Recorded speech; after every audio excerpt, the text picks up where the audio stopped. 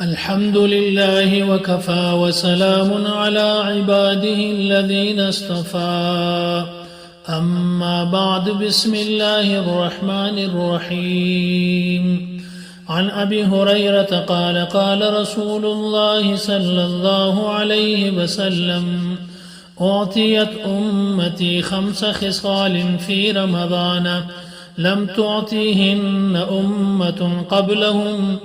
خلوف فم السائم أطيب عند الله من ريح المسك وتستغفر لهم الحيتان حتى يفطروا ويزين الله عز وجل كل يوم جنته ثم يقول يوشك عبادي الصالحون أن يلقوا عنهم المؤونة ويسيروا إليك إلى آخره. بس ما قدر منو حضرت ابو هريره رضی اللہ عنہ د نبی علیہ السلام دا ارشاد نقل کړي چې نبی علیہ السلام فرمایي چې زما امت ته د روزي په میاشتې په باره کې 15 داسې مخصوصه شان ورکړل شوي دي چې هغه تر دې لمخه نور امتیانو ته چې دي هغه ته نه دي ورکړي الله پاک. اول دا چې د دې امت د هر سړي چې د روزي په حالت کې چې د خلیص کم بوی راځي هغه بوی وي الله رب العزت ته د مشک تر خوشبوئی زیات خوش دی. او دویم دا چې دغه امت دغه روزدار ته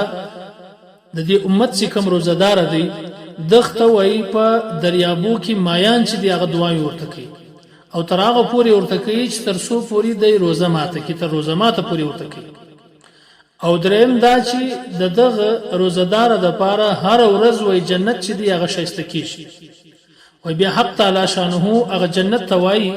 چې نږدې دي چې زمانیک بندگان به د دنیا مشقتونه او تکلیفونه د ځان څخه وګرځي او ستا طرف ته براشي.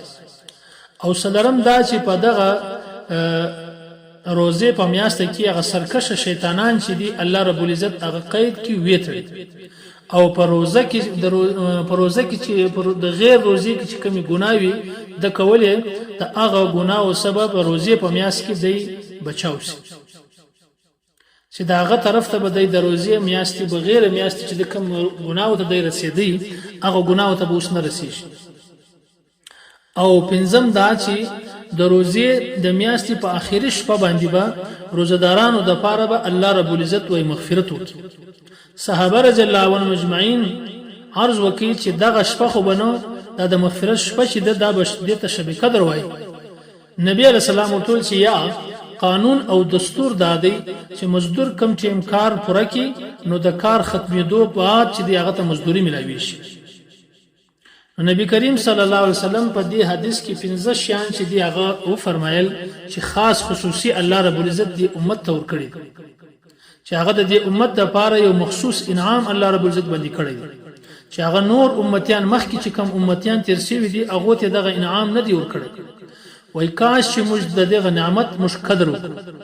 او دغه خصوصي یو نعمت چې الله را کړی دی دغه د حاصلېدو مش کوشش وکړو. اول په دې حدیث کې دا ویل چې د روزدار د خلی چې کم بوی دی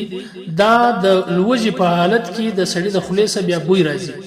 نو حق تعالی شانو په نس باندې وای دا د مشک کوم خوشبوئی د تراغم زیات خوش دی. په دې کې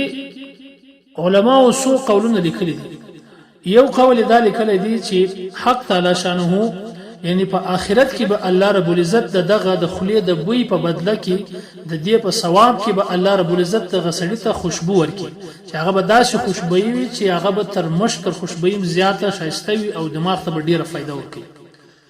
او دویم مطلب علماء دا لیکلی دي چې د قیامت په ورځ چې دا خلک د قبرو څخه څنګه راپورته کیږي نو د دې نشانی به دا وي چې دا روزدار سړی چې کم دی داغه د خلی به یو داسې خوشبو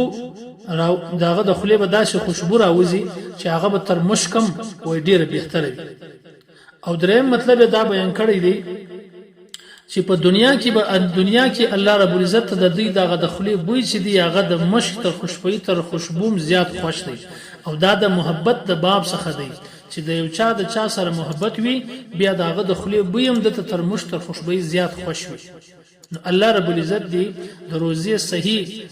نیولو او په روزه کې صحیح اعمال کولو توفیق نصیب کړي او موږ باید چې په دغه روزه کې داسې ځان ستړی کو داسې ځان بې خوبه کو چې زموږ سترګې خوب ته ارمان وکړي چې څه خو بیده سم داسې تلاوتونه او داسې ذکرونه او داسې اعمال موږ په دې روزې په میاشت کې وکړو نه د معلومه چې را روان کال څوک چاته روزه نصیب شي او څوک د دې دنیا سره رخصت شي نو په دې وجه دا موقع ده چې الله مشترک کړی ده موږ باید چې په دې روزه کې ډېر عبادتونه وکړو او الله رب العزت ډېر زارۍ وکړو د الله سره د خپل ګناهو معافي وغواړو مغفرت وغواړو چې الله زموږ